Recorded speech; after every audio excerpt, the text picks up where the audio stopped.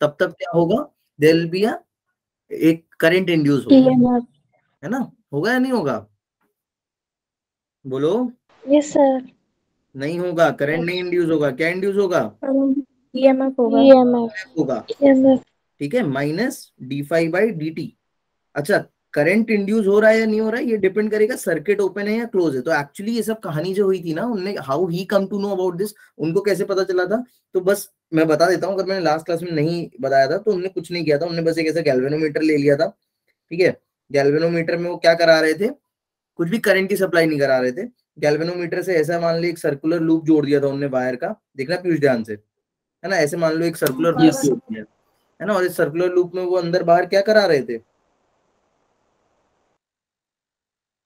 किसको अंदर बाहर करा रहे थे,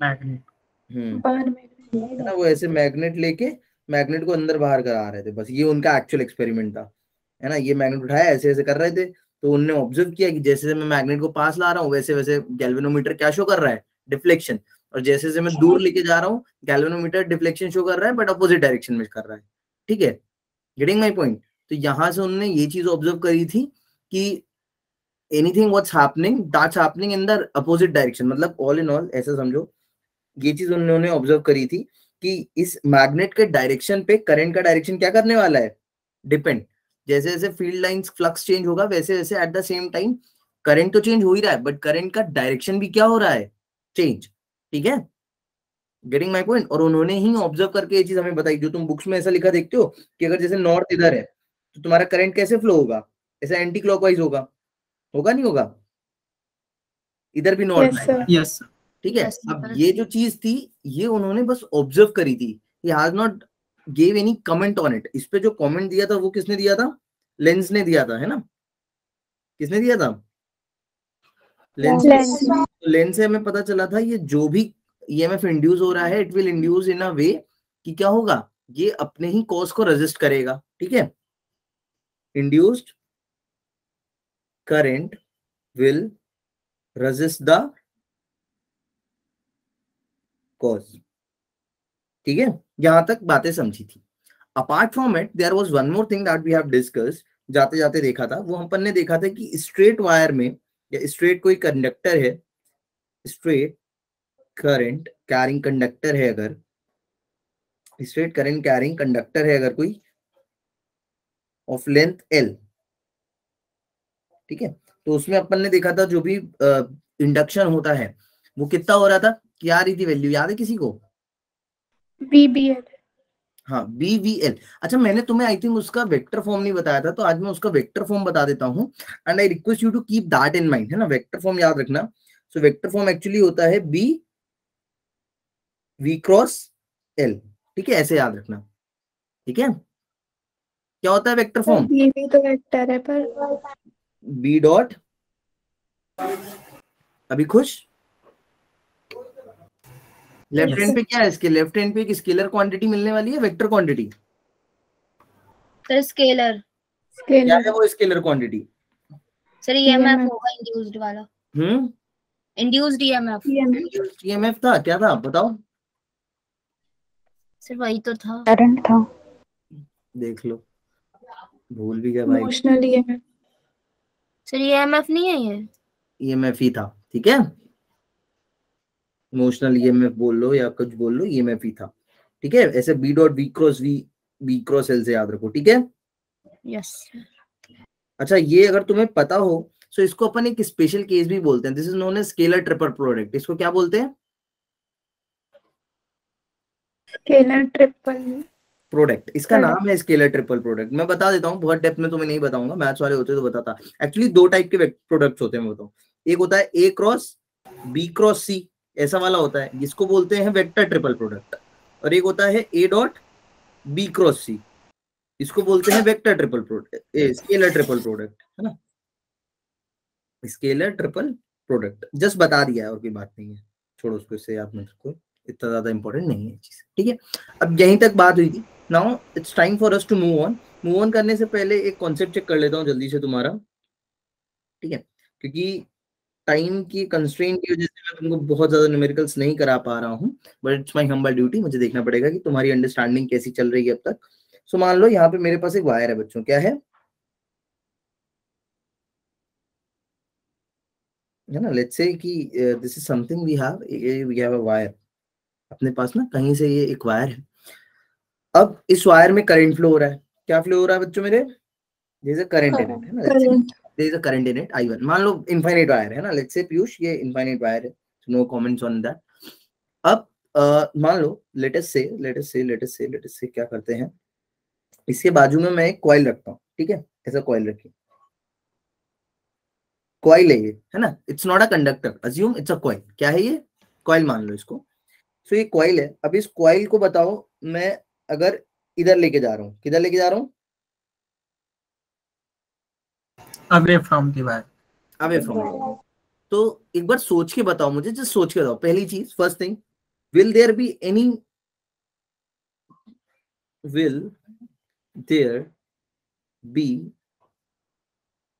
induced EMF? Yes, sir. Yes, sir. Okay. Everyone is saying yes?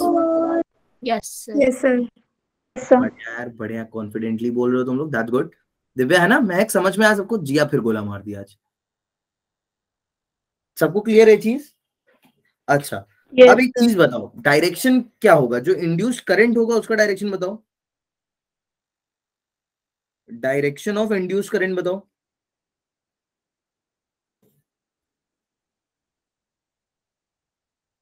ऊपर नीचे दाएं बाएं मत करना है ना, क्लॉकवाइज एंटी क्लॉकवाइज करके बताना।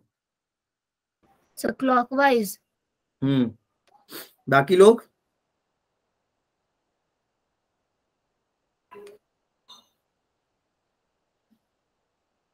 बोलो गाइस, कम ऑन, टाइम नहीं है, जल्दी जल्दी करो।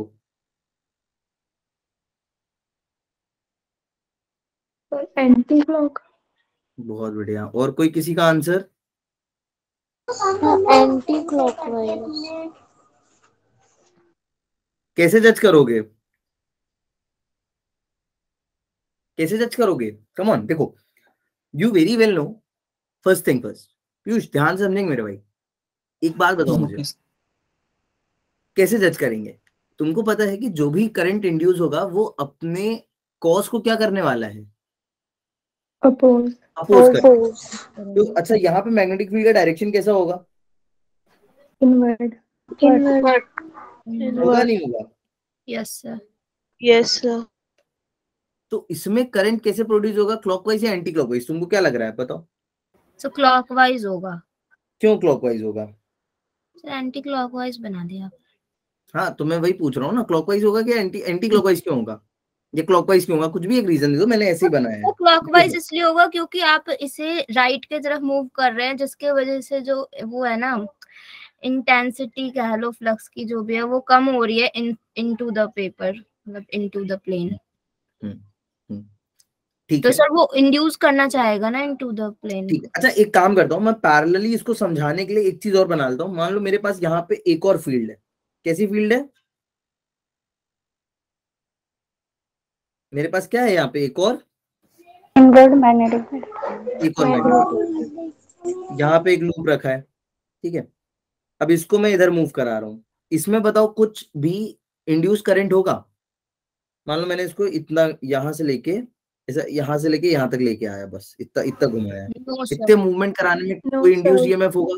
No sir. क्यों नहीं? चेंज नहीं हो रही सर यूनिफॉर्म है क्योंकि फ्लक्स चेंज नहीं हो रहा, ठीक है। So there is no change in the flux, as there is no change in the flux there won't be any induced EMF. But in this case, क्योंकि तुम्हें पता है कि बी की वैल्यू है जो कंसिस्टेंटली क्या हो रही है, तो कम हो रही है, जिस डायरेक्शन में जा रहा है। तो जो इंटरनल मैग्नेटिक या जो इंड्यूस्ड करंट होगा वो इंड्यूस्ड करंट इस तरीके से होगा, लाइक प्रतिभा इज सेइंग, जो भी इंड्यूस करंट होगा वो इस तरीके से होगा कि वो, सर रुचि है मेरा नाम। हाँ रुचि, अच्छा मम्मी की आईडी। कौन, रुचि शर्मा? Yes sir.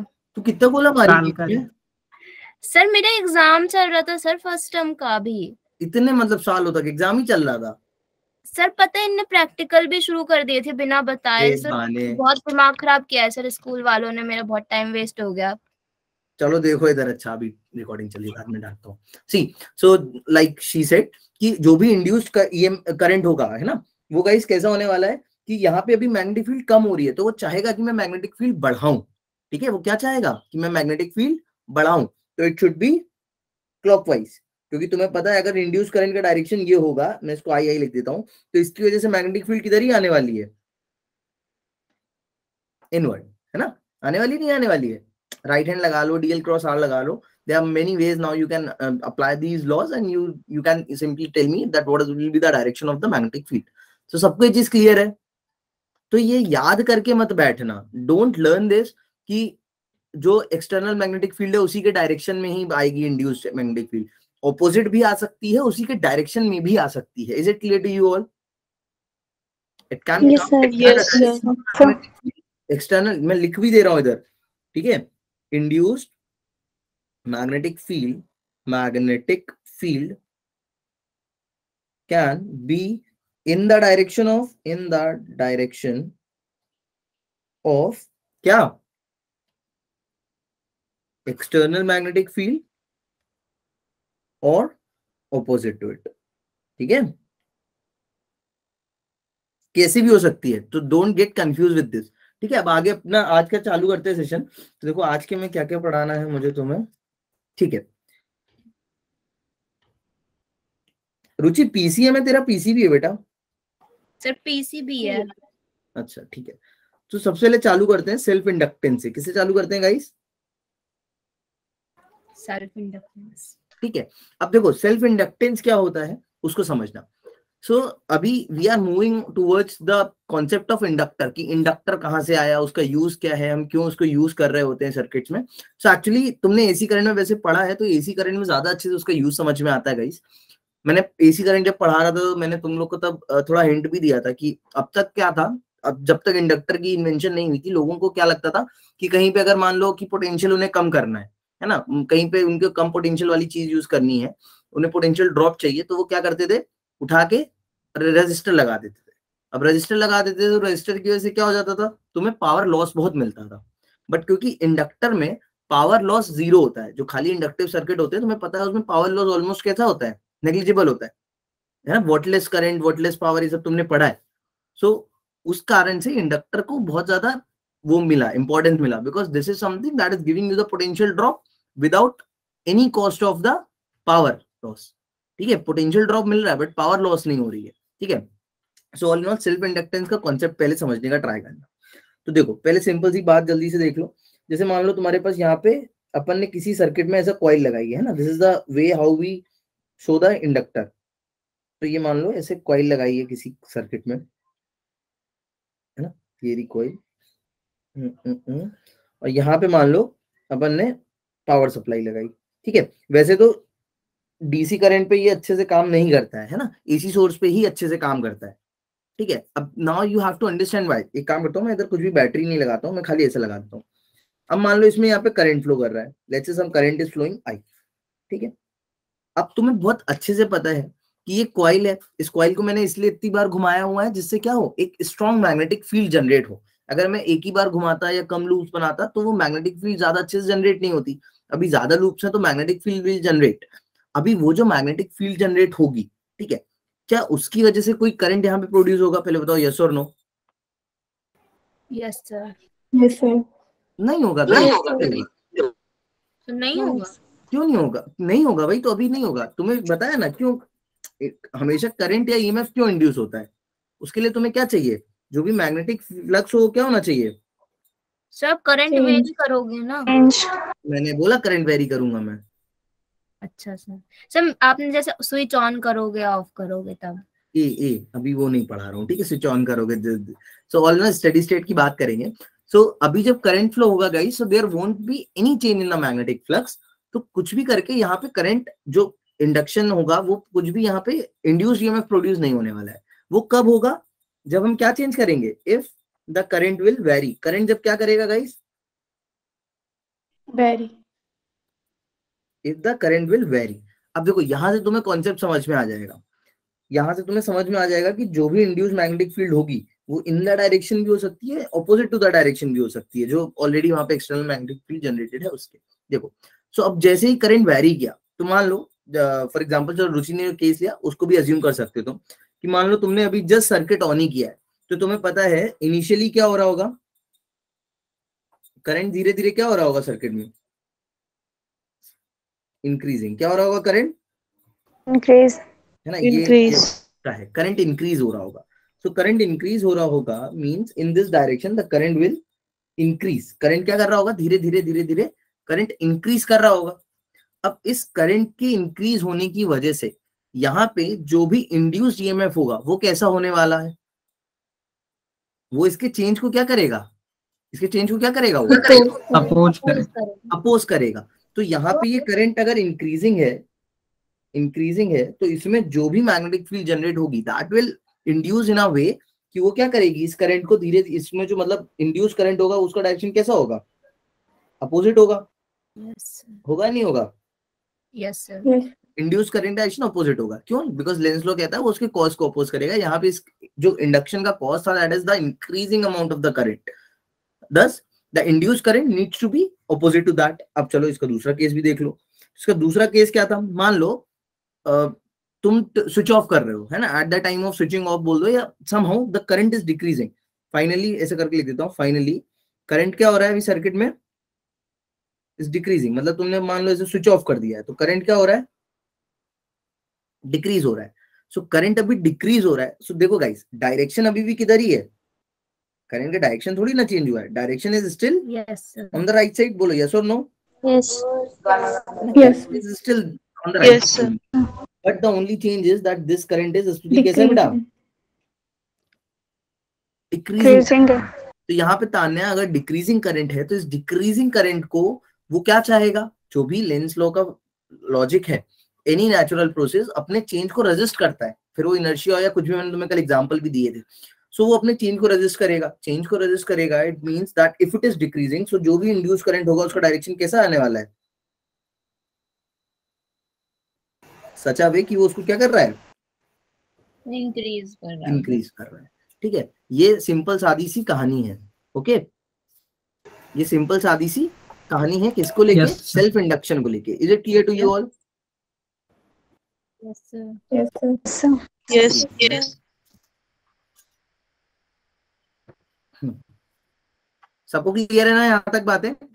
अब तुमने कॉन्सेप्ट समझ लिया, now it's time for you to understand the mathematical. अच्छा एक काम करता हूँ, मैं इसकी डेफिनेशन लिख देता हूँ जस्ट फॉर योर बोर्ड्स, है ना। वैसे तो तुम्हें बुक्स में पता भी होगी। So what the definition says, ये सिंपल सी बात कहती है कि the phenomenon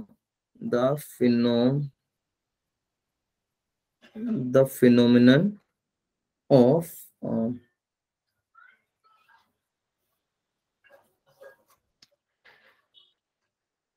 the phenomenon of an element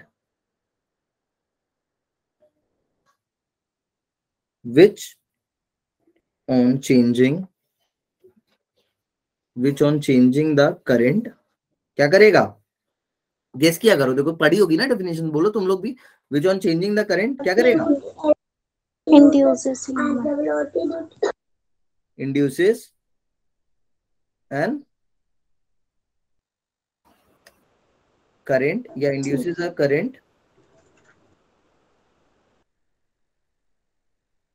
such that, वो क्या करेगा, जो भी इंड्यूस्ड करंट होगा वो क्या करना चाहेगा, सच दैट इट रेजिस्ट और ओपोजेस द चेंज, है ना, ओपोजेस द चेंज। सो अब वो अगर इंक्रीजिंग होगा तो डिक्रीज करेगा, डिक्रीजिंग होगा तो उसको इंक्रीज करेगा। ऑल इन ऑल वो चेंज को अपोज करेगा। So the phenomenon of an element which on changing the current induces a current such that it resist और opposes the change.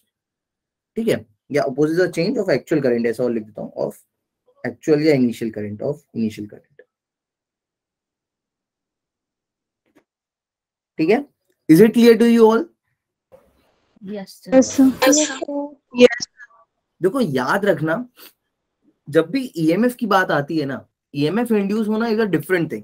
EMF induce होगा तो ईएमएफ यूजुअली इंड्यूस तो हो जाता है, बट उसको रेजिस्ट करने के लिए कुछ नहीं मिल रहा होता है। जो ऑपोजिशन की बात आती है, लेंस लॉ एक्चुअल तभी एक्ट करता है जब करंट की बात आए। ठीक है, खाली अगर पोटेंशियल, मैंने तुम्हें कल बताया था, खाली पोटेंशियल अगर बन गया है किसी चीज में, सो दैट डजंट मीन कि उसके अपोज करने के लिए कुछ होगा, नहीं, अनटिल अनलेस तुम उसका सर्किट नहीं कंप्लीट कर रहे हो, वो जैसे है वो वैसे ही रहेगा, उसको कोई दिक्कत नहीं होने वाली है उससे, ठीक है? यहां तक सब क्लियर है? बोलो, is it clear to you all? Yes, sir. ठीक है। एंड इसी फिनोमेना को हमने क्या बोला है? This is something what known as self induction, है ना? ये जो कहानी लिखी है, this is known as self induction, self induction, ठीक है? अब यहां तक तुमने बात समझ ली। Now it's time for you to understand the mathematical aspect of it. इसका मैथमेटिकल कॉन्सेप्चुअल चीज क्या है वो समझेंगे। तो इसकी मैथमेटिक्स समझ लो जल्दी से। मैथमेटिक्स क्या बोलती है इसकी? मैथमेटिक्स की सिंपल सी बोलेगी, तुमने जो चीज पढ़ी है अभी वही चीज अपन लिख देंगे, है ना? Nothing new, nothing fancy.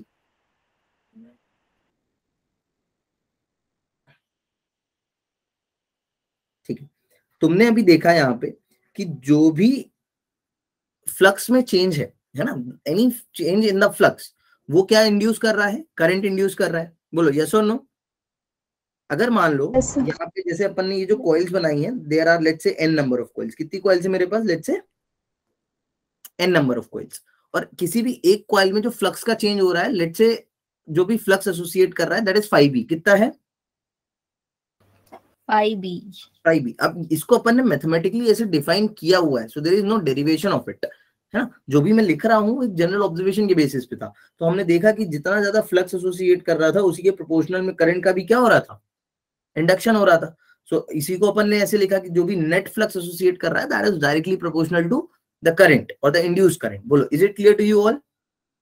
Yes, sir. Yes, sir. This is an experimental base. It's purely an experiment thing. So I do not have any proper explanation of it. बस ऐसा हो रहा है तो हमने उसको बस लिख दिया है, that's it. फिर उसको इक्वेट कराने के लिए हमने यहाँ पे क्या इंट्रोड्यूस कराया है? एक कांस्टेंट। एक कांस्टेंट, ठीक है, n phi equals to Li करके। और इस कांस्टेंट को हमने क्या बोला है? Self inductance. Coefficient of self Self-inductance. Self inductance, है ना? कोफिशिएंट ऑफ सेल्फ इंडक्टेंस बोला है। अगर मैं इसकी प्रॉपर बात करूं तो इसको अपन मैथमेटिकली ऐसे लिख सकते हैं, L equals to n phi bye I। phi भी कर देते हैं यहाँ पे, चेंज इन मैग्नेटिक फ्लक्स। बोलो, is it clear to you all? Yes, sir. Yes, sir. Yes. Eco आया किसी का, ठीक है ना? ये इंपॉर्टेंट है, इसको याद रखेंगे। याद कर लो इसको जल्दी से। सर याद हो गया है ना? सबको याद है? हाँ, बेसिकली याद ही होगा ये, ठीक है। अब इसकी कुछ प्रॉपर्टीज हैं, वो प्रॉपर्टीज याद रखना। सबसे पहली प्रॉपर्टी क्या है? क्या मैं बोल सकता हूँ L जो भी है, जो भी सेल्फ इंडक्टेंस होगा, वो प्रोपोर्शनल होगा नंबर ऑफ टर्न्स के, या एक मिनट ऐसे लिखो, जो भी L है वो प्रोपोर्शनल होगा मैग्नेटिक फ्लक्स के, ऐसा बोल दूं मैं? Yes, sir. जो भी L है वो इनवर्सली प्रोपोर्शनल होगा I के, ऐसा बोल दूं मैं? Yes, sir. हाँ, तो ऐसा कभी नहीं बोलना, याद रखना। ये चीज क्या है? Constant है। गलत है। हाँ, कांस्टेंट है, बट किसके लिए कांस्टेंट है? सर उस एलिमेंट के लिए। It purely depends on geometry. किस पे डिपेंड करने वाला है ये? ज्योमेट्री पे depend for the given point. हो सकता है, इसीलिए ऐसा बोल रहे हैं, बिकॉज हो सकता है कि तुमने भी सेम वायर लिया हो, अर्शी ने भी सेम वायर लिया हो, बट अगर उसकी कॉइल का नंबर ऑफ टर्न ज्यादा है, या फिर उसकी कॉइल की मान लो रेडियस ज्यादा है, तो इट कीप्स ऑन वेयरिंग। सो वो प्योरली किस पे डिपेंड करेगा? जो भी ज्योमेट्री होगी उसकी ज्योमेट्री पे डिपेंड करेगा। Those who are unable to understand geometry मतलब सिंपल क्या है? Shape and size. So it will depend on shape as well as the size, ठीक है? वायर की थिकनेस कितनी है, वायर पतला है, मोटा है, बड़े बड़े टर्न्स हैं, छोटे छोटे टर्न्स हैं। टेम्परेचर पे डिपेंड नहीं करेगा? सी ऑब्वियसली मटेरियल पे तो डिपेंड करेगी कहानी, मटेरियल पे तो डिपेंड करेगी, but keep it in mind कि प्योरली लिखा है, इसीलिए नहीं लिखा है क्योंकि उसकी ज्योमेट्री पे, जैसे फॉर एग्जांपल लेट्स से कि अपन जब और कुछ चीजें पढ़ रहे थे, जैसे फॉर एग्जांपल अब तक जब जैसे रेजिस्टिविटी का कॉन्सेप्ट मैंने तुम्हें बताया, ठीक है? तो resistivity is something that is nowhere depending on the size and geometry. Size and geometry पे वो कैसे भी डिपेंड नहीं करती है, अपन ने ऐसा थ्योरेटिकली माना हुआ है। या फिर डेंसिटी की बात कर लो, तो डेंसिटी की भी बात करोगे तो हम लोग मोस्टली अज्यूम करके चलते हैं कि डेंसिटी क्या है, मटेरियल की कांस्टेंट है, और डिफाइन उसको हम कैसे करते हैं, फॉर अ गिवन टेम्परेचर। करते नहीं करते? Yes sir. बिकॉज ऐसा क्यों है, ऐसा नहीं है कि टेम्परेचर बढ़ाने से उसकी डेंसिटी नहीं चेंज होने वाली। इवन तुम अगर छोटा सा भी टेम्परेचर बढ़ाओगे तो वो डेंसिटी में कुछ तो चेंज आएगा ही आएगा। सो इन अ वेरी सिमिलर वे हम उन चेंजेस को पढ़ते हैं जो बहुत ही सिग्निफिकेंट होते हैं गाइस। कैसे होते हैं?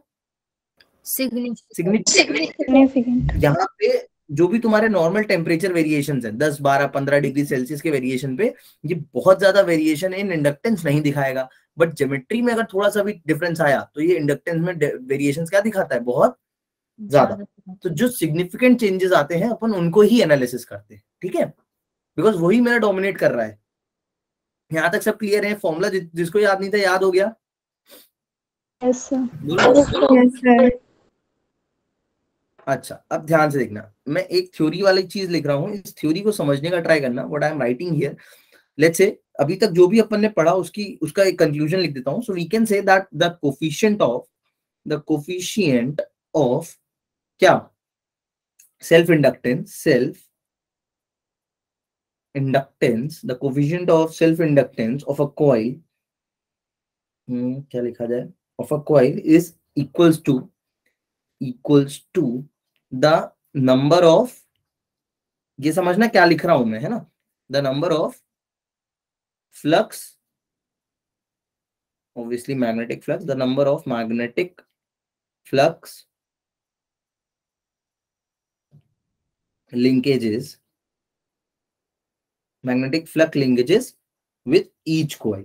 ठीक है, जितनी भी कॉइल है अपन हर कॉइल का इक्विवेलेंट ही तो निकाल रहे हैं। यहाँ पे जो n रखा है, व्हाट दिस इज सिग्निफाइंग, ये चीज बता क्या रही है कि जो भी इंडिविजुअल कॉइल्स का वो था, मैग्नेटिक फ्लक्स का लिंकेज था, उस लिंकेज पे ये चीज डिपेंड कर रही है। ठीक है, अगर तुम एक कॉइल का भी चेंज करोगे, कुछ भी रेडियस या डायमीटर या उसका एरिया चेंज करोगे, सो इट विल चेंज।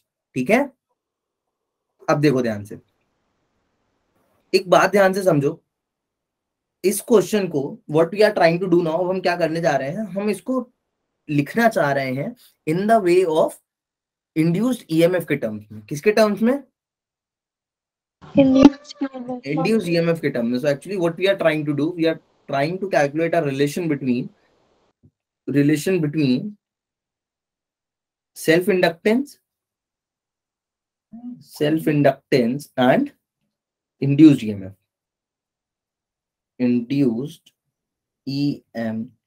ठीक है, we are trying to do this। हम इसको सब लोग ध्यान से देखना है इधर, okay. So we are trying to calculate a relation between the self inductance and induced EMF। अच्छा, ऐसा कर क्यों रहे हैं मैं बता देता हूँ। ऐसा इसलिए कर रहे हैं बिकॉज जब भी तुम एनालिसिस करोगे ना, या मोस्टली वैसे तो बहुत ज्यादा क्वेश्चन इससे नहीं है, बट स्टिल जब प्रैक्टिकल या रियल लाइफ में हम लोग कर रहे होते हैं ना इसको, तो हम पता है कैसे करते हैं। जैसे यहाँ पे तुम लोग ने देखा था, ये जो अपोजिट करंट इंड्यूस हुआ था ना, इसको for the sake of simple analysis हम क्या कर देते हैं, इंडक्टर को यहाँ इंडक्टर हटा के यहाँ पे क्या लगा लेते हैं, एक बैटरी अज्यूम कर लेते हैं। क्या अज्यूम कर लेते हैं? बैटरी। इसमें ये बैटरी अपन ऐसे लगाएंगे तो ये जो करंट इधर फ्लो करा रही होगी, ये बैटरी अपोजिट डायरेक्शन में करंट फ्लो कराना चाहेगी। इन दिस केस यहाँ पे अपन एक ऐसा बैटरी मान लेंगे क्योंकि वो इस डायरेक्शन में करंट फ्लो करा रही है। सर यूजफुल है ये बैटरी? इंडक्टर तो है ही यूजफुल यार। सर सही में इसका यूज हो जाएगा पावर, जैसे मतलब जैसे बैटरी में होता है? पावर जनरेट करने के लिए हम इसको यूज नहीं कर रहे हैं। हम इसको क्यों यूज कर रहे हैं वो चीज समझो, चेंज को रेजिस्ट करने के लिए, चेंज को अपोज करने के लिए। तो चेंज को अपोज करने के लिए हम इसको यूज करेंगे, स्टेबलाइजर में यूज करेंगे, है ना। You have stabilisers in your home. आजकल उतना यूज नहीं करते बिकॉज़ आजकल उतना फ्लक्चुएशन नहीं है वोल्टेज में, बट पहले होते थे। तो जितने भी कॉस्टली अप्लायंसेस होते थे हम उनके साथ एक स्टेबलाइजर लगाते थे या नहीं लगाते थे? Yes sir. क्या होता था, बच्चा इंडक्टर ही होता था, वो क्या करता था, रेजिस्ट करता था चेंज को। करंट बढ़ रहा होता था वो कम कर देता था, कम हो रहा होता था बढ़ा देता था। It only resist the change. तो उसके यूज है, बहुत ज्यादा यूज है, तभी पढ़ रहे हो। बढ़ाता वैसे ही होगा ना, यूज कर रहे हैं पावर उसका। हाँ वैसे ही तो करता है वो। Yes sir. देखो अभी तक ध्यान से,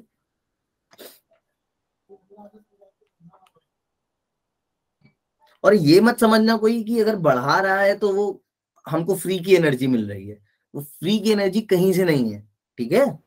यस सर। लेंस लॉ का पूरा कॉन्सेप्ट ही यही है कि जो भी कुछ हो रहा है वो difference in the potential energies हो रहा है, जो भी चीज होगी वो अपने चेंज को रेजिस्ट करेगी। यस, तो कंजर्वेशन ऑफ एनर्जी। हाँ, कंजर्वेशन ऑफ एनर्जी हर जगह वैलिड है। ऐसा नहीं कि अब ये जो रेजिस्ट करते टाइम अगर तुम्हारा करंट कम हो रहा है तो जो करंट बढ़ा के दे रहा है, ये पीयूष बढ़ा के जो करंट दे रहा है ना तुम्हें, ऐसा करंट नहीं कि अपने आप से दे रहा है, इसने पहले का करंट कहीं ना कहीं किसी न किसी फॉर्म ऑफ एनर्जी में अपने अंदर स्टोर कर रखा होगा। आई बात समझ में?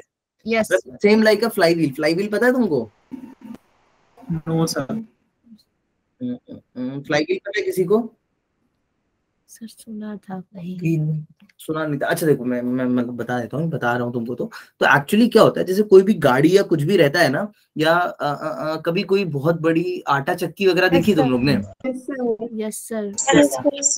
मतलब कभी कोई बहुत हैवी मशीन देखना, तो उस हैवी मशीन में देखना, तुमने ना कभी नोटिस करना, बहुत हैवी मशीन देखना तो उसमें तुम देखोगे पहिया टाइप का ऐसा फालतू लगा होगा, मतलब उसका काम सिर्फ घूमना होगा, वो कोई एनर्जी ट्रांसफर या कुछ नहीं करता है, वो बस क्या करता है, वो बस कनेक्ट रहता है और अपना घूमता रहता है। हाँ, ना उसके कोई बेल्ट हाँ, उसके गन्ने के जूस में भी तुम नोटिस कर, अब हो सकता है वो घुमा दूसरे वाले को रहा हो, वो इस व्हील को नहीं घुमा रहा होता है, बट ये एक अलग सेपरेट व्हील लगा होता है जो क्या हो रहा होता है, घूमता है, इसकी वजह से घूम रहा होता है। हाँ, तो ये क्या करता है, ये एनर्जी को स्टोर करता है और देन वही एनर्जी को ट्रांसफर करता है। क्यों हो रहा है? बिकॉज अभी गन्ने के जूस का एग्जांपल लिया तुमने, या इवन कार्स में भी रहता है। तो कार्स में क्या होता है, तुम्हें चाहिए कांस्टेंट टॉर्क, तुम्हें चाहिए कांस्टेंट एनर्जी की सप्लाई, बट एनर्जी की सप्लाई कभी भी कांस्टेंट तुम्हारी होती नहीं है। क्यों नहीं होती? बिकॉज पिस्टन में कंबशन तो एक ही बार हो रहा है, 2 बार तो पिस्टन खाली हवा में ऐसे ऊपर नीचे कर रहा है, कंबशन एक बार ही हो रहा है। ये गन्ने के जूस का भी एग्जांपल, ऐसे सोचो कि जब तुम पावर लगा रहे हो तो तुम कंटिन्यूअस पावर नहीं लगा रहे हो, तुम एक बार पकड़ के खींचोगे, फिर छोड़ के हाथ ऊपर करोगे, फिर एक बार पकड़ के खींचोगे, फिर एक बार हाथ ऊपर करोगे, फिर पकड़ के खींचोगे, तुम चंक्स में एनर्जी का ट्रांसफर दे रहे हो, बट जो तुम्हें एनर्जी चाहिए आउटपुट में वो कंटिन्यूअस चाहिए। तो इसलिए अपन कुछ ना कुछ ऐसा लगा के रखते हैं जो स्टोर करता रहे एक्सेस एनर्जी को और बाद में वो उस एनर्जी को दे। तो ये अभी तुम आगे पढ़ोगे फ्लाईव्हील, परेशान मत हो। तो वैसे ही हो रहा है वहां पे भी, इंडक्टर के केस में भी, जब भी ज्यादा करंट मिला होगा उसको, उसने क्या किया होगा, उस ज्यादा करंट को अपने अंदर मैग्नेटिक फील्ड की तरीके क्या कर लिया होगा, मैग्नेटिक एनर्जी स्टोर, और फिर बेटा वो कम होते टाइम उसी मैग्नेटिक एनर्जी को तुम्हें कन्वर्ट करके देगा करंट में। ठीक है, अपने पास से नहीं कुछ लाएगा वो। चलो, ऑल इन ऑल अभी ये रिलेशन समझो, this relation is very important. So from Faraday's law, तुम्हें क्या पता है फैराडेज लॉ से? फैराडेज लॉ से तुमने क्या सीखा था? ई क्या होगा, minus N delta phi B by delta T. Delta के टर्म में लिख लो, चाहे D phi by D T के टर्म में लिख लो, डजंट मैटर। ठीक है, यहां तक तुम्हारी कहानी क्लियर है। अब एक बात ध्यान से समझना, अगर मैं इसको डिफरेंशियल फॉर्म में लिखूं या मैं सिंपल फॉर्म में भी लिखूं, तो इसको ऐसे समझो, फॉर एग्जांपल जो भी चेंज हो रहा है वो फ्लक्स में हो रहा है। एन तो क्या है, कांस्टेंट है। तो अगर मैं एन को इस डेल्टा के अंदर भेज दूं तो भी कुछ फर्क नहीं पड़ेगा। नहीं पड़ेगा। बोलो, जिसको कोई ऐसा जिसको ये चीज नहीं समझ में आएगी, सर ऐसा कैसे कर लिया, नहीं समझ में आई, तो ऐसा सोचना, तुम्हें थोड़ा बहुत डिफरेंशिएशन भी अगर आता होगा तो तुम्हें पता होगा। जैसे अगर मैं तुमको इसका डिफरेंशिएशन करने को दूं कि 3x का डिफरेंशिएशन करो, तो तुम 3x का डिफरेंशिएशन क्या लिखते हो, x की रिस्पेक्ट में 3। पता है ये चीज? नहीं पता है? Yes sir. तो तुम अपनी मर्जी से क्या करते हो, कांस्टेंट को क्या कर देते हो, निकाल देते हैं, x का तो सिर्फ 1 आएगा। हाँ, तो कांस्टेंट को अगर बाहर निकाल सकते हैं तो कांस्टेंट को अंदर डाल भी सकते हैं किसी चीज, तो जिसको कांस्टेंट है तो हमने उसको अंदर डाल दिया।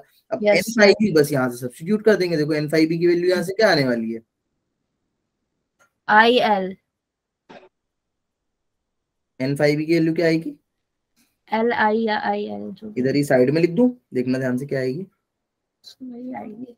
सब लोग बोलो, है ना, delta L I upon delta T. अब इसमें क्या कांस्टेंट है, L। तो क्या मैं कह सकता हूँ, E is nothing but minus L delta I bye delta T. and for very small change I can approximate this as minus L di by dt। so all in all ये आ गया मेरा बहुत ही ज्यादा इंपॉर्टेंट रिलेशन। यस सर, ये वाला तो मतलब तुम्हें याद सबको होना ही चाहिए, वेरी इंपॉर्टेंट। ठीक है, यहाँ तक कहानी समझ में आई सबको? Yes sir. क्लास अपन ने चालू करी थी सर, आपने एसी सर्किट पहले पढ़ाया था इससे? नहीं पढ़ाया, अभी एसी सर्किट नहीं पढ़ाया रुचि। सर आप अभी बोल रहे थे, मैंने टेस्ट में रिवीजन ओके सर। बायो का सही है तुम्हारा। आज हम लोग का पता है करिकुलम प्लान बाद में बताऊंगा। अच्छा रिकॉर्डिंग चल रही है।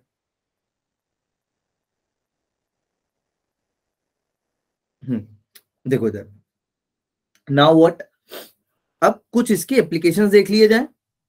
ये चीज this is something that I want you all to come up with me and मेरे साथ बोलना है इसको, ठीक है? खुद नोटबुक पेन पेपर लिए हुए नहीं? Yes sir. लिया हुआ है, झूठ तो नहीं बोल रहे हो? लिया हुआ है चलो सर। पहले अपन कैलकुलेट करेंगे सेल्फ इंडक्टेंस ऑफ सोलेनोइड। किसका देख लेते हैं? सोलेनोइड। चलो सोलेनोइड का देख लेते हैं कैसा दिखेगा। तो सोलेनोइड का कैसा दिखेगा समझना। बेसिक फॉर्मूला तुमने देख लिया है। बेसिक फॉर्मूला क्या है? N5 ये वाला, एक ये वाला है ना, एक ये वाला और एक ये वाला। अब इन दो से ही तुम्हें कहीं बनाना है। अच्छा याद रखना ऑल इन ऑल बच्चों, तुम्हारा लॉजिक मेन मोटिव अर्शी ये होना चाहिए कि जो भी इंडक्टेंस या सेल्फ इंडक्टेंस आ रहा है वो करंट पे या फ्लक्स पे डिपेंड करना चाहिए। नहीं करना चाहिए डिपेंड। अच्छा नहीं करना चाहिए। नहीं, खाली किस पे डिपेंड करना चाहिए? ज्योमेट्री पे। ज्योमेट्री पे डिपेंड करना चाहिए, ठीक है? ये मोटिव लेके अपन पूरा डेरिवेशन करेंगे। तुम्हें पता होगी what I am trying to do. मैंने जो एक्सपेरिमेंट्स किए, अभी ऑब्वियसली तुमने एक्सपेरिमेंट नहीं किया, तुमने रट्टा मारा जो मैंने बताया। बट अभी तुमने अगर एक्सपेरिमेंट्स किए होते तो तुम्हें मोटिव पता होता कि हाँ मेरे को वो चीज लानी है, तो तुम वो दिमाग में रख के मैथमेटिक्स करते हो, ठीक है? Yes sir. करते हैं इसको। सो तुम्हें पता है एल क्या होता है फॉर सोलेनोइड या फॉर एनीथिंग? एल क्या है? एल तो तुमने अभी लिखा है N5B बाय आई, ठीक है? Now here comes 5B। 5B को मैं क्या लिख सकता हूँ? मेरे पास अगर एक सोलेनोइड है, if I have a solenoid, long solenoid है मान लो, ठीक है? इसकी number of turns per unit length या इसकी लेंथ मान लो L है, ठीक है? नंबर ऑफ टर्न्स N है, रेडियस मान लो R है, ठीक है? पूरी ज्योमेट्री ले ली, इसके अलावा कुछ और ज्योमेट्री पॉसिबल नहीं है। तो आ जाओ इधर, फाई कितना हो जाएगा? फ्लक्स कितना लिख सकता हूं मैं इसके लिए? म्यू नॉट आई एन छोटा वाला।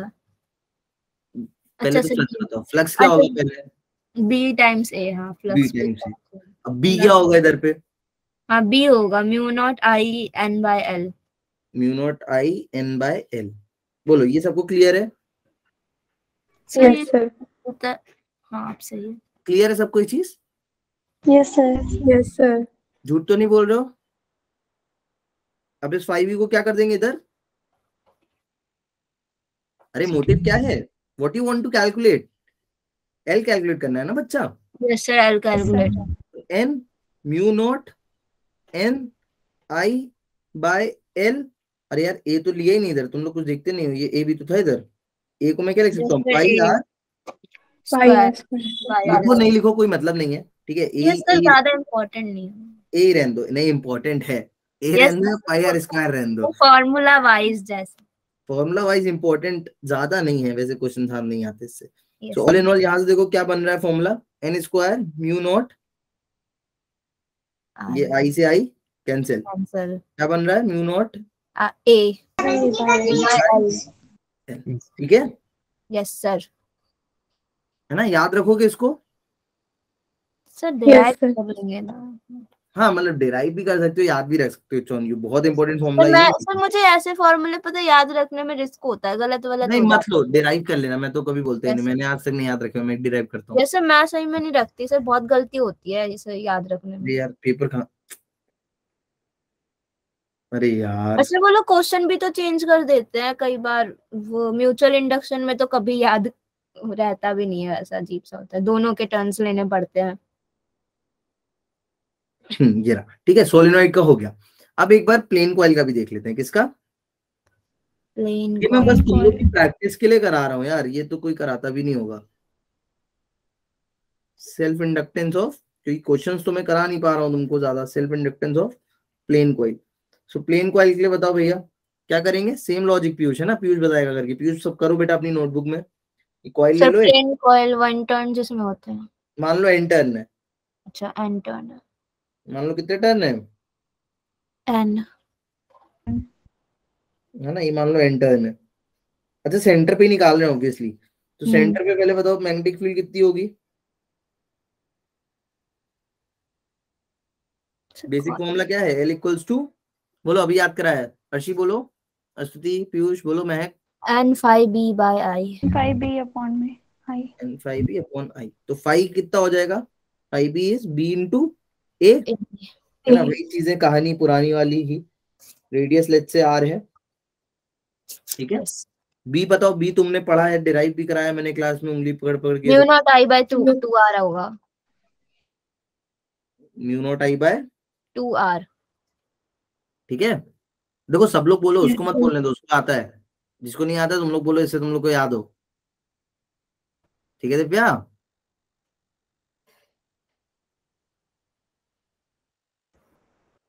मैं चुप हो जाता हूँ, कितनी शांति आती क्लास में। Yes sir. लिटरली बहुत ज्यादा पिन ड्रॉप साइलेंस। चलो देखो, सबको यहाँ तक क्लियर है, सेंटर पे यही होती है मैग्नेटिक फील्ड, और मान लो एन टर्न से तो एन भी लिख दे रहा हूँ, ठीक है, mu not NI by 2R, चलेगा, क्लियर है सबको ये चीज। Yes sir. Mu naught IN upon 2R, इसको कर देते हैं अपन पाई R स्क्वायर, चलेगा। Yes sir. पाई की जो वैल्यू है यहाँ पे सब्स्टिट्यूट करके बताओ जल्दी से क्या आ रहा है मुझे, तुम लोग बताओ। रुक जाइए, रुचि इन लोग को बताने से please. Yes sir.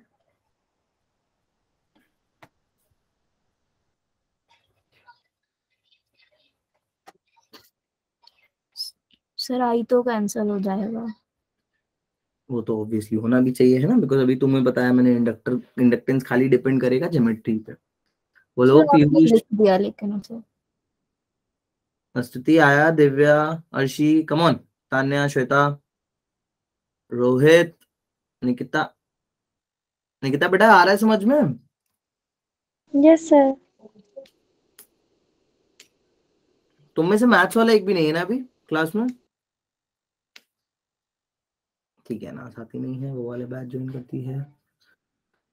Okay cool, आया किसी का आंसर। Yes sir.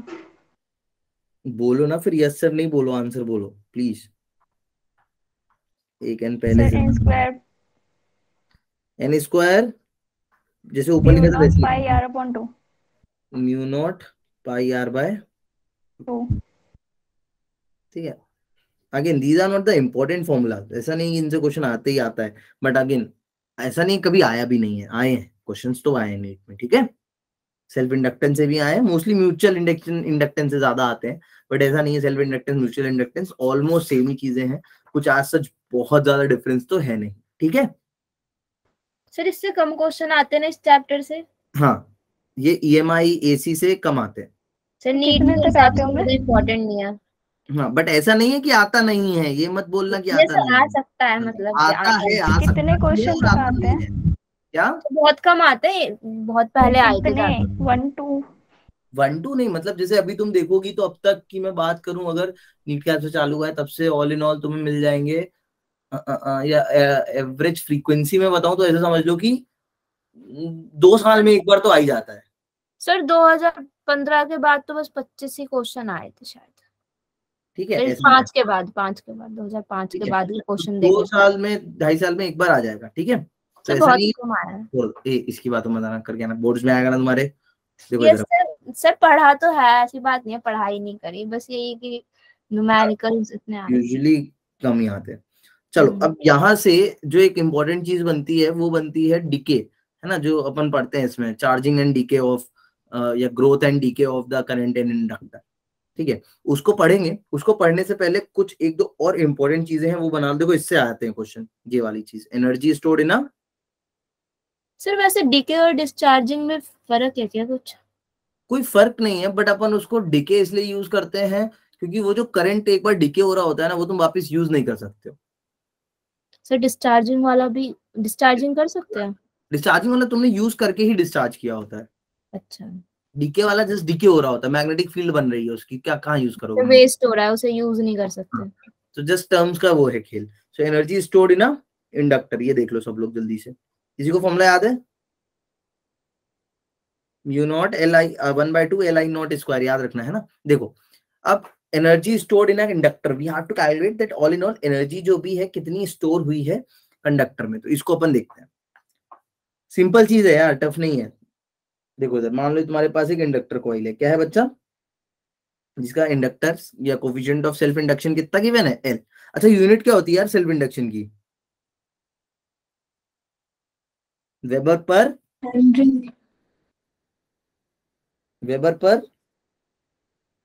हेनरी होती है।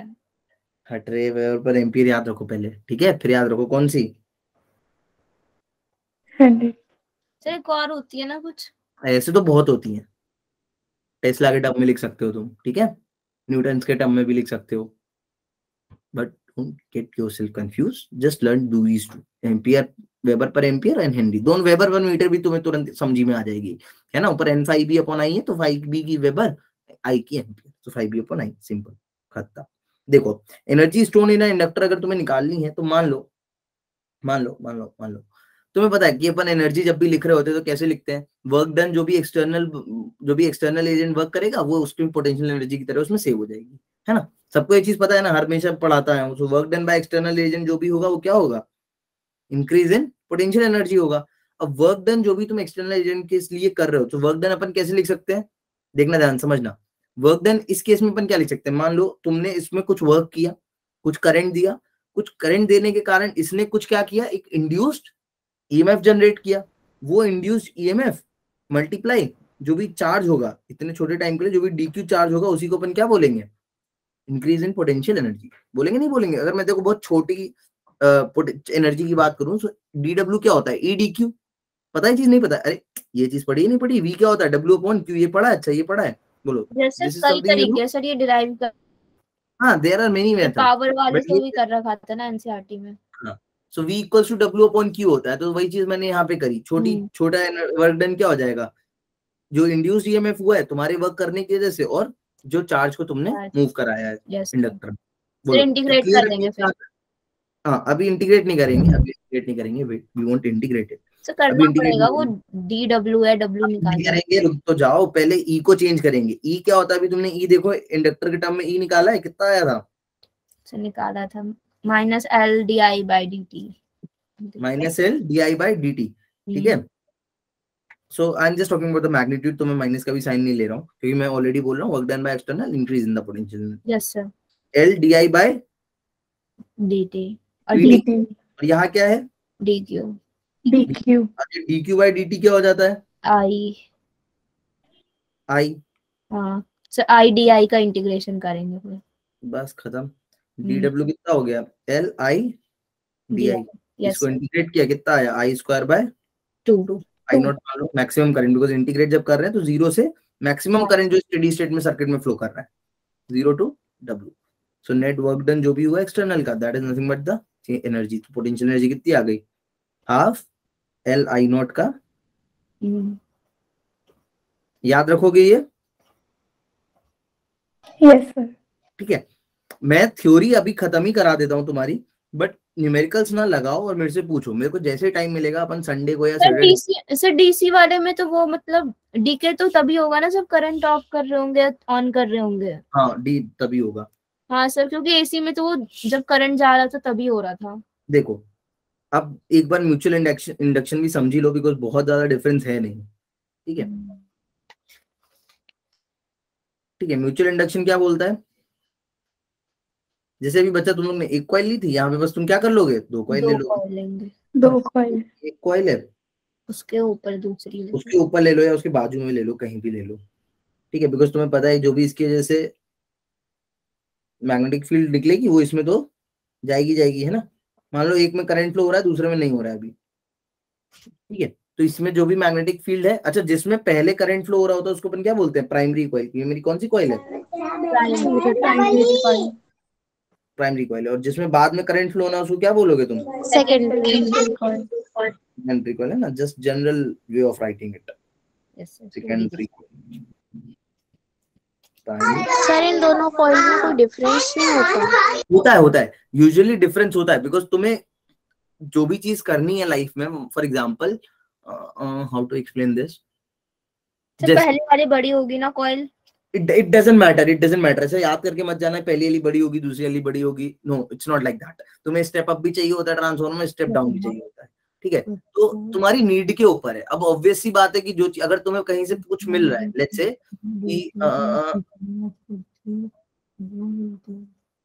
कि तुम्हें अगर कहीं से कुछ ऐसी चीज मिल रही है, मान लो फॉर एग्जांपल तुम्हारी फैक्ट्री है कोई, ठीक है, सॉरी गाइस, सो मान लो तुम्हारी कोई फैक्ट्री है, अब तुम वहां पे रॉ मटेरियल खरीद रहे हो, तो तुम खरीदा हुआ ही रॉ मटेरियल नहीं बेचते हो, उसको प्रोसेस करके बेचते हो। तो इन अ वेरी सिमिलर वे तुम कहीं पे म्यूचुअल इंडक्शन का यूज कर रहे हो, इसका मतलब है कि तुम्हें या तो कोई चीज लो मिल रही है हाई पे चाहिए, कोई चीज हाई पे मिल रही है तुम्हें उसको लो पे देना है। हाँ, जैसे स्टेबलाइजर का मैंने एग्जांपल दिया था, तो तुम्हें लो वोल्टेज सप्लाई मिल रही है तो हाई करके देना है, हाई वोल्टेज सप्लाई मिल रही है तो लो करके देनी है, बिकॉज सेम चीज को तुम ट्रांसफर करके कुछ करोगे नहीं, है ना, सेम चीज ट्रांसफर करके कोई मतलब ही नहीं है। तुम्हें वी वोल्टेज मिला, तुमने वी वोल्टेज पकड़ा दिया, क्या हुआ इसमें, है ना, सिंपल वायर ही लगा देते, इतनी मेहनत क्यों करी पे। तो ये बात है म्यूचुअल इंडक्शन की। अब म्यूचुअल इंडक्शन का बिल्कुल सेल्फ इंडक्शन जैसा कॉन्सेप्ट है, और ऐसा नहीं है कि जहां पे म्यूचुअल इंडक्टेंस होता है वहां पे सेल्फ इंडक्टेंस नहीं होता, सेल्फ इंडक्टेंस तो हर जगह होगा ही होगा, ठीक है। Mutual inductance is something that will happen to another coil. तो यहाँ पे तुम देखो सब लोग ध्यान से, तुमने जैसे ही इसमें करंट चेंज किया, इसमें करंट चेंज होने की वजह से इसकी मैग्नेटिक फील्ड भी चेंज हुई, मैग्नेटिक फील्ड चेंज हुई, तो इस वाले ये जो कॉइल यहाँ पे रखी हुई थी, इस कॉइल में मैग्नेटिक फील्ड चेंज हुई, इस कॉइल में मैग्नेटिक फील्ड चेंज हुई, तो इसका मैग्नेटिक फ्लक्स चेंज हुआ, फ्लक्स चेंज हुआ तो इसमें क्या प्रोड्यूस हो गया, करंट। अगर जैसे मान लो इधर नॉर्थ बनेगा तो इसका भी नॉर्थ इधर बनेगा, इधर साउथ बनेगा तो इसका भी साउथ इधर बनेगा, because they just want to resist each other, दोनों एक दूसरे को क्या करना चाहते हैं, यस सर, रेजिस्ट करेंगे। अब कुछ भी डिफरेंस नहीं है, पता है, इसको फालतू तुम लोग ऐसे कंफ्यूज होते हो कि म्यूचुअल बड़ी चीज है, बिल्कुल मैं बता देता हूँ। देखो जैसे सेम चीज यहाँ पे तुमने क्या लिखा था, N5B is directly proportional to I, लिखा था या नहीं लिखा था, बोलो। Yes sir, yes sir. इस केस में अपन क्या लिखेंगे, ट्राई टू अंडरस्टैंड इट। इस केस में अपन इस केस में अपन लिख देंगे कि जो भी करंट तुम किस में फ्लो करा रहे हो, पहली कॉइल प्राइमरी वाली में, प्राइमरी कॉइल में तुम करंट जो भी फ्लो करा रहे हो, that current you are pushing your current in the primary coil. तो प्राइमरी कॉइल में करंट फ्लो हो रहा है, तो इसका मतलब क्या है, तुम लिख सकते हो कि जो भी करंट होगा, मैं ऐसे लिखता हूँ I1 में, वो करंट किसके प्रोपोर्शनल होना चाहिए, दूसरी वाली में जितने नंबर ऑफ टर्न्स है और दूसरी वाली में जितने नंबर ऑफ क्या है, या जो भी उसके साथ फ्लक्स एसोसिएट कर रहा है, तो अपन इसको phi2 लिख देते हैं, बस यही डिफरेंस है। ये कॉइल मेरी कौन सी है, प्राइमरी, ये कौन सी है, सेकेंडरी। पूरा एनालिसिस ऐसे ही है। यहाँ पे भी तुम अगर वो हटाओगे तो यहाँ पे क्या आ जाएगा, N2 phi2 इक्वल्स टू क्या हो जाएगा, M I1। तो म्यूचुअल इंडक्टेंस यहाँ पे कितना, N2 phi2 अपॉन I1। ठीक है, बोलो, is it clear to you all sir? Yes sir. पर दूसरी वाली कॉइल में करंट नहीं हम पास कर रहे, उसमें सेल्फ इंडक्टेंस कैसे होगा फिर? दूसरी वाली कॉइल में सर जैसे सेल्फ इंडक्शन आपने बोला ना हर जगह होती है, तो सर दूसरी कॉइल में नहीं होनी चाहिए ना? क्यों नहीं होनी चाहिए, जब तुम पहली कॉइल में जब चेंज करोगी करंट, तो वो दूसरी कॉइल में करंट तो इंड्यूस करेगा ना, और जब दूसरी सेल्फ इंडक्शन पूरी जब वो दूसरी कॉइल में इंडक्शन होगा तो उसमें भी करंट इंड्यूस होगा, तो उसमें भी ऐसा तो है नहीं झटके से ही करंट 5 एम्पियर हो जाएगा, वो भी तो धीरे धीरे बढ़ रहा होगा। तो सर उस वक्त तो रेजिस्ट कर रहा होगा जो उसमें आ रही होगी। करेगा, बिल्कुल करेगा सर, बट वो तो खुद ही ऑलरेडी रेजिस्ट कर रहा है जो उसमें चेंज ला रहे हैं, बिल्कुल रेजिस्ट करने की वजह से ही तो हो रहा है उसमें। इसको इमेजिन करके, कोई भी इसकी तरह कंफ्यूज मत हो, इमेजिन करके when we will do the numericals, और मेरे को कराने ही पड़ेंगे न्यूमेरिकल्स, तो सैटरडे संडे जब भी टाइम मिलता है we will try to cover up the entire thing of earth magnetism, ये मैग्नेटिज्म वो मैग्नेटिज्म, उसके सारे न्यूमेरिकल लाइन से अपन कर लेंगे 1-1.5 घंटे के सेशन में बैठ के, ठीक है। सो अभी के लिए देख समझ, बिल्कुल होगा, रेजिस्ट हर जगह होगा। यहाँ पे तुम जैसे जैसे करंट बढ़ाओगे, तुम चेंज करोगे इसमें करंट, इसकी मैग्नेटिक फील्ड चेंज होगी, इसकी मैग्नेटिक फील्ड चेंज होगी तो वो इसके साथ फ्लक्स चेंज करेगी, इसका फ्लक्स चेंज होगा तो इसके अंदर करंट इंड्यूस होगा, जो करंट इंड्यूस होगा जब वो बढ़ रहा होगा तो इसका भी अंदर भी एक सेल्फ इंडक्टेंस हो रहा होगा, ठीक है, और जब ये कम हो रहा होगा तो भी इसके अंदर सेल्फ इंडक्टेंस हो रहा होगा। बस सर शुरुआत में तो नहीं होगा ना, जब उसमें कुछ इंड्यूस नहीं हुआ है, जब इंड्यूस ही नहीं हुआ तब नहीं होगा, तब नहीं होगा सर, बाद की बात अलग है, वो बात की बात अलग है। अच्छा याद रखना, अभी यही तुम्हारे पास मेन टारगेट होता है, ये जब तुम थ्योरी पढ़ लेते हो, when you are trying it on the experiments, तब तुम पे बर्डन आता है कि कैसे उसको तुम बनाओ, है ना, कैसे उसकी ज्योमेट्री रखो कि जो सेल्फ इंडक्टेंस हो वो डोमिनेटिंग ना हो के कौन सा इंडक्टेंस डोमिनेटिंग हो, म्यूचुअल डोमिनेटिंग को पता चले तुम जितना बढ़ाना चाह रहे हैं तो उसकी ऐसे सेल्फ इंडक्टेंस इतना हो रहा है कि वो खुद ही रेजिस्ट करके पूरा हटा दे रहा है ना। So we don't want it to happen, है ना। सिमिलर वे में एक काम करते हैं, सिमिलर वे में अपन ईएमएफ भी जनरेट कर लेते हैं कि सेकंड वाली कॉइल जो है उसमें ईएमएफ कितना आया है ना। तो बिल्कुल वैसे ही करेंगे। देखो फराडे लॉ से तुम्हें क्या पता है सर? वही इंड्यूस ईएमएफ वाला। है ना गाइस, सब लोग बोलो प्लीज। फराडे लॉ से तुम्हें पता है कि जो भी E2 होगा वो क्या होगा, माइनस d∅2 बाय dt। बस ∅2 की वैल्यू उठा के यहाँ से यहाँ रख दो, देखो क्या आ रहा है बताओ।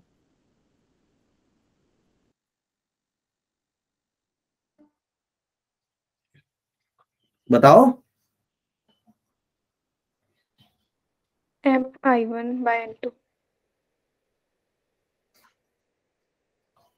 I1 बाय I2 कहां से आ गया? सर बस I1 है ना यहाँ पे तो। हाँ मान लो n की वैल्यू 1 है तो d की जगह अपन क्या लिखेंगे, m I1 अपॉन dt।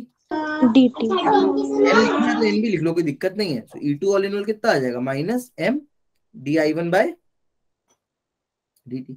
देखो याद करने का इसको तरीका समझो। जो यहाँ पे मैथमेटिक्स लिखी है ना वो अपने आप में सेल्फ एक्सप्लेनेटरी है। देखो वो क्या बोल रही है कि जैसे जैसे पहली कॉइल में करंट चेंज हो रहा है वैसे वैसे म्यूचुअल इंडक्शन के कारण ऑपोजिट वे में दूसरी कॉइल में क्या जनरेट हो रहा है, EMF. This is something what Arshi wants as an output. ये तुम्हें कैसा चाहिए बच्चा? अश्रुति तू सो क्यों रही है 2-3 दिन? ठीक है ना, है ना महक, ये अपना है output. This is something you want as an output. तो पहली कॉइल में जो भी करंट का चेंज हो रहा है that is happening due to mutual induction. इस म्यूचुअल इंडक्टेंस की वजह से क्या हो रहा है? सर जनरेटर भी पढ़ाओगे अभी? जनरेटर नहीं पढ़ाऊंगा, जनरेटर बुक से पढ़ना। जनरेटर क्या पढ़ाऊंगा मैं तुम लोग को? स्लिप रिंग, स्प्लिट सर वो रिंग नहीं पढ़ाते सर, स्कूल में भी नहीं पढ़ाया था किसी ने। उसकी वीडियोस देख लेना। नहीं समझ में आया तो बताना, मेरे पास एनिमेशन पड़ा है, फिर मैं उससे पढ़ा दूंगा। नहीं सर समझ आ गया था, वो ज्यादा है नहीं, एसी वाला ही तो पार्ट है वो। हाँ दोनों ही पढ़ लेना, नहीं दोनों पढ़ के आना, स्लिप रिंग्स वाला भी स्प्लिट रिंग्स वाला भी, ठीक है। बिकॉज एसी जनरेटर डीसी दोनों की ही बहुत ज्यादा डीसी नहीं दे रखा सर इसमें, बस एसी दे रखा है। सिलेबस में नहीं है क्या डीसी तुम्हारे? सर एनसीईआरटी बुक में नहीं है। बढ़िया यार फिर तो सर डीसी देख लेना, नीट में है, नीट में है, दोनों देख लेना। बहुत ज्यादा डिफरेंस नहीं है, सिर्फ स्लिप रिंग और स्प्लिट रिंग का डिफरेंस आता है, ठीक है। Yes sir. बस हम रिंग्स उसमें घुमा के लगा देते हैं, एक में सीधी सीधी लगाते हैं, that's it. No no not at all a very big deal. Sir ये 10th में भी था ना। हाँ अब बस तुम्हारा ग्रोथ एंड डीके बचा है। तो ग्रोथ एंड डीके में इंटीग्रेशन है। तो मैं चाह नहीं रहा हूँ कि तुम लोग अभी खुशी खुशी इतनी थ्योरी पढ़े हो वो तुम मुंह बना के जाओ। तो बोलोगे तो अभी पढ़ाऊंगा, अदरवाइज वो अपन क्वेश्चंस के साथ ही तुम्हें बता देंगे। Because that is something not in syllabus. मतलब सिलेबस में एज एन कि तुम्हें एनसीईआरटी में नहीं मिलेगा I think decay and this. Growth and decay वाला पार्ट। हाँ सर एसी सर्किट का। हाँ जैसे अपन ने, अरे बिल्कुल सिमिलर उसके वैसे है गाइस। तुम्हें एसी सर्किट में है ग्रोथ एंड डीके। अरे तुम्हें मैंने उसमें पढ़ाया था ना, कैपेसिटेंस में पढ़ाया था, याद है कि कैपेसिटर चार्ज होता है, इनफाइनाइट टाइम लगता है। सर पढ़ाया था एक दिन। Yes sir. बिल्कुल वैसे ही इसमें होता है। उसमें चार्ज का था, इसमें करंट का देखेंगे कि मैक्सिमम करंट आई नॉट कब हो रहा है कभी नहीं हो रहा है। सर ये एसी सर्किट में पढ़ाओगे ना, इधर बीच में ही पढ़ाओगे? नहीं मैं क्वेश्चंस कराऊंगा अभी इसके, तो मैं पढ़ाऊंगा। अच्छा सर ठीक है ओके। जाओ देन, मैं भी प्रिपेयर करता हूँ, नेक्स्ट क्लास है क्योंकि